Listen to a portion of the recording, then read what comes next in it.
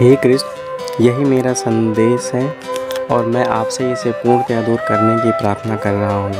आपके अतिरिक्त अन्य कोई ऐसा नहीं है जो इस संदेह को नष्ट कर सके। कृष्ण भूत, वर्तमान तथा भविष्य को जानने वाले हैं।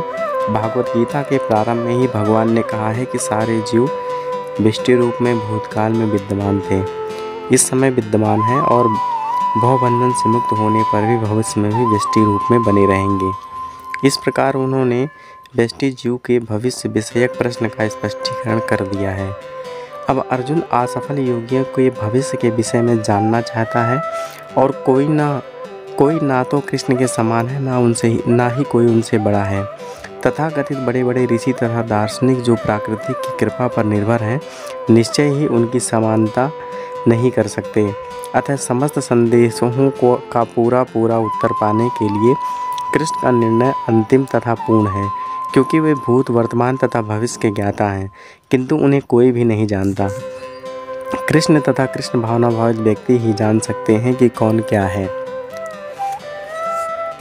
भगवान ने कहा, हे पृथापुत्र, कल्याण कार्यों में निरत योगी का ना तो इस लोक में और ना परलोक में ही विनाश होता है। हे मित्र, भलाई करने वाला कभी बुराई से पराजित नहीं होता है।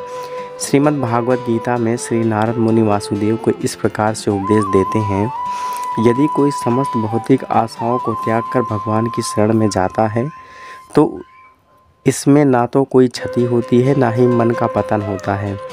दूसरी ओर अभक्त जन अपने अपने व्यवसायों में लगे रह सकते हैं, फिर भी वे कुछ प्राप्त नहीं कर पाते। भौतिक लाभ के लिए अनेक शास्त्रीय तथा लौकिक कार्य हैं।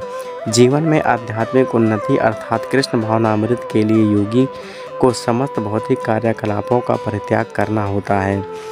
कोई यह तर्क कर सकता है कि यदि कृष्ण भावनामृत पूर्ण हो जाए तो इसके सर्वोच्च सिद्धि प्राप्त हो सकती है, किंतु यदि कोई यह सिद्धि प्राप्त ना हो पाई तो भौतिक एवं आध्यात्मिक दोनों दृष्टि से मनुष्य को क्षति पहुँचती है।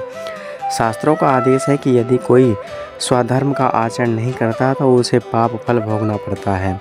अतः जो दिव्य कार्यों को ठीक से नहीं जान पाता उसे फल भोगना होता है।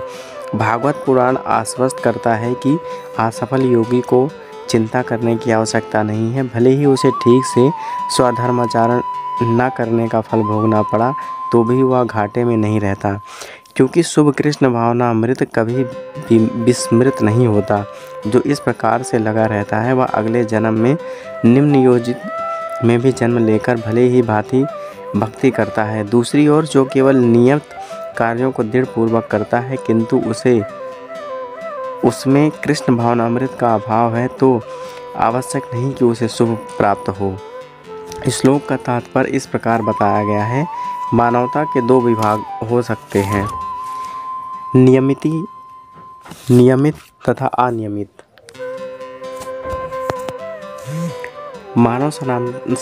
मानवता के दो विभाग किए जा सकते हैं, नियमित तथा अनियमित।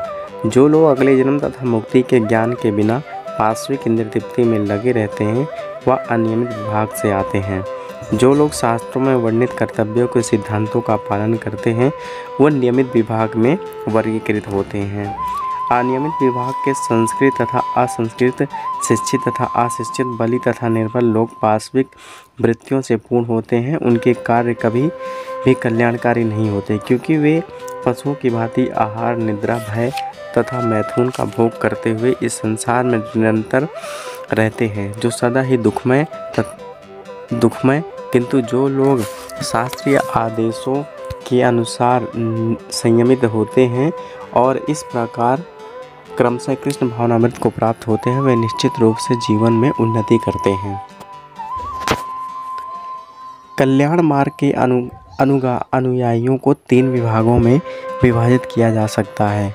भौतिक संपन्नता का उपभोग करने वाले, शास्त्र विधि विधानों के अनुयायी, इस संसार में मुक्ति पाने के लिए प्रयत्नशील लोग तथा कृष्ण भावनामृत के भक्त। प्रथम वर्ग के अनुयायियों को पुनः दो श्रेणियों में विभाजित किया जाता है, सकाम कर्मी, इंद्रिय तृप्ति की इच्छा न करने वाले। सकाम कर्मी जीवन के उच्चतर स्तर तक उठ सकते हैं, यहाँ तक कि स्वर्गलोक को भी जा सकते हैं, तो भी इस संसार से मुक्त न होने के कारण ढंग से शुभ मार्ग का अनुगमन नहीं करते। शुभ कर्म तो वे करते हैं जिनमें मुक्ति प्राप्त हो। कोई भी ऐसा कार्य जो परम आत्म साक्षात्कार एवं देहात्म बुद्धि से मुक्ति की ओर उन्मुख नहीं होता, वह रंच मात्र भी कल्याणप्रद नहीं होता।